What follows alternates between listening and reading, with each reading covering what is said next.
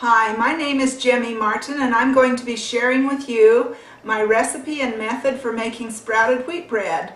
Now, why would you want to make sprouted wheat bread as opposed to regular bread with whole wheat flour or white flour? Well, sprouted wheat bread is more nutritious.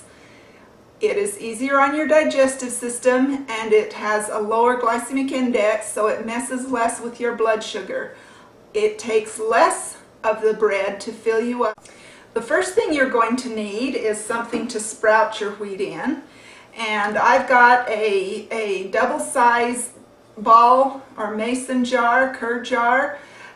This one has will hold 64 ounces, where the normal one that is used for canning is half that, 32 ounces. And I was able to find online years ago these sprouting lids. This is the medium-sized one. They are not still available online, but there are commercially available lids and jars. If you can even just get a piece of cheesecloth and put it over with a rubber band or some of the screen from the hardware store, just a little piece of screen with the rubber band around it, and that will allow you to make your sprouts and drain bread.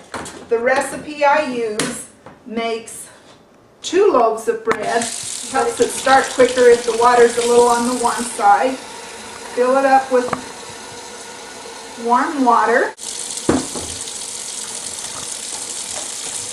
And I put the lid on. And I cover it to keep it out of the sunlight or put it in a darker place. When it does sprout, you do not want the sprouts reacting to the sunlight and turning green, so just leave that for 24 hours, for 12 to 24 hours. After it's soaked for 24 hours, and you can see it will be slightly discolored. I'm told this is good water to water plants with, but I'm not as economically conscious as I should be, and I pour mine just down the sink.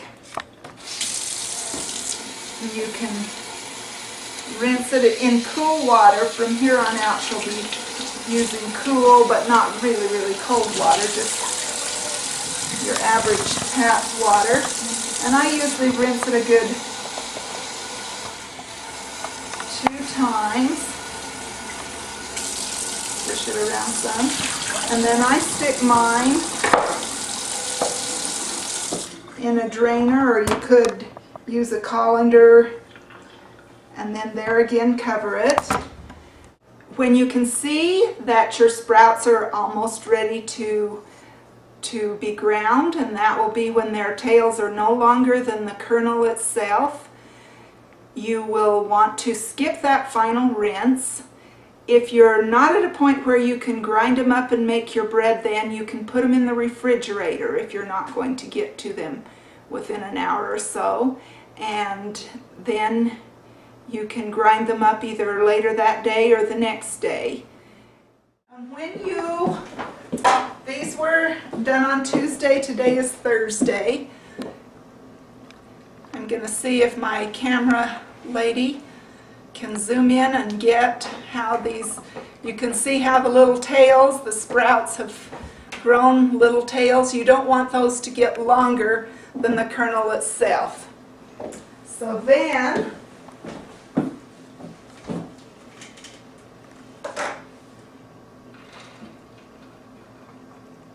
we'll put them in.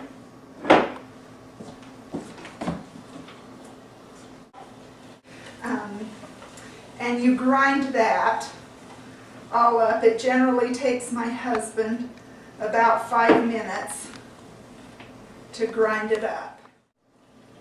The grinder I'm using is a Norpro Meat Mincer Pasta Maker grinder. It has pasta maker attachments, although I've never used it for anything other than grinding sprouts. But the beauty of this is you don't need a several $100 wheat grinder to use your wheat if you have wheat stored. Make sure that you follow safety measures and don't use your hand to put push the final little wheat sprouts down in. Now my granddaughter thought these looked too cute to grind up. She was kind of upset that we were grinding these cute little sprouts that were already little plants, kind of, she thought. But I'm going to come over and show you how this looks all ground up. And I've been transferring it as I go. And make it without or with less wheat gluten. You just need to adjust the water down. So there's our scant cup of wheat gluten. Our 3/4 of a cup of water at room temperature. And I often don't put the whole thing in just in case it is a humid day. You might want to adjust that down. Then 3 tablespoons of honey. And you can use other things to sweeten it. I just prefer the taste of honey. 3 tablespoons of honey, and you can use less honey if you want it less sweet. And incidentally, the longer your sprouts tails get, the sweeter it will be. Our 2 teaspoons of salt.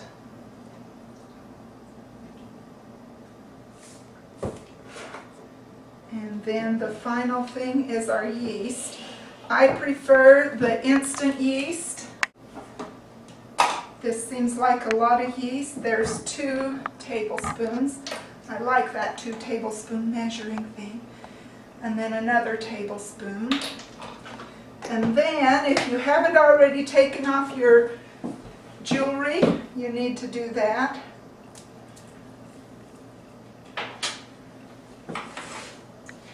And then you just mix this all up till it's nice and incorporated.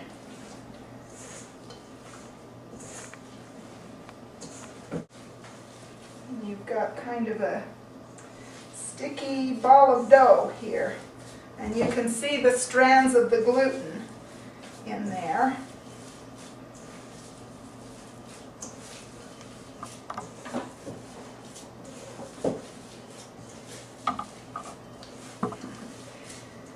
Okay, and then instead of oil, I generally get a little water to put on my counter or whatever I'm going to do my kneading with. This is a very crucial step. You must knead for 10 minutes.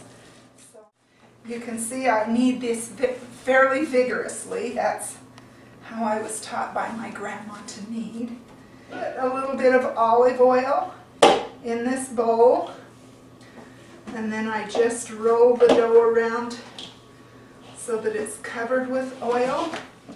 Okay, this is how the dough will look, and you'll set it aside, cover it in a warm place, and let it rise for about an hour till it's doubled in size. Okay, it's been enough time. This should be double in size.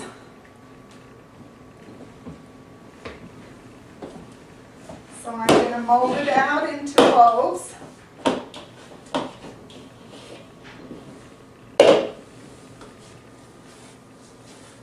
It has such a nice feel to it. I'm going to divide it about in 2. If I wanted to get really picky, I could weigh it on a scale to make sure it was equal, but I don't get that picky.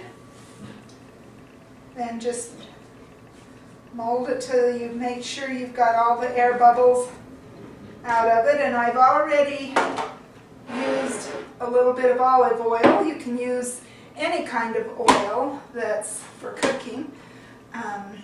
You can use vegetable oil, you can use canola oil. I happen to be using olive oil today.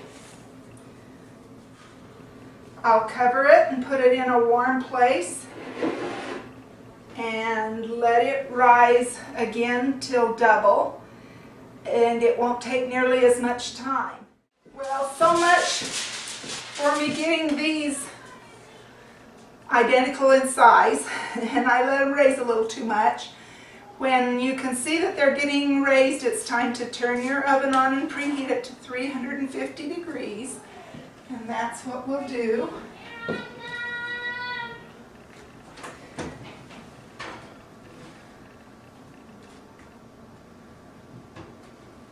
And then I'll put them in the oven, and I'm going to set the timer for 20 minutes. At 20 minutes, I'll put a piece of tin foil, shiny side up, over each one to prevent them from browning too much. Okay, so we're putting the foil on, shiny side up, and then we'll cook it for another 20 minutes or so.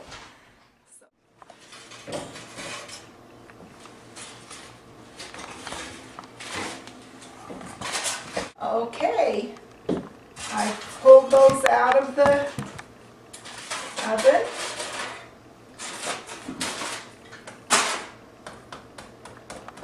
They sound hollow enough, they should be done.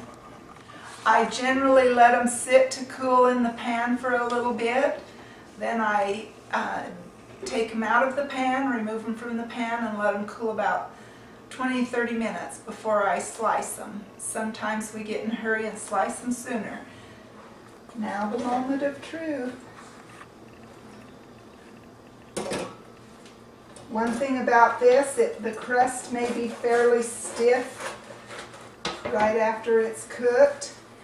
You put it in a plastic zipper bag and it should soften right up. But I never can resist, nor can my family.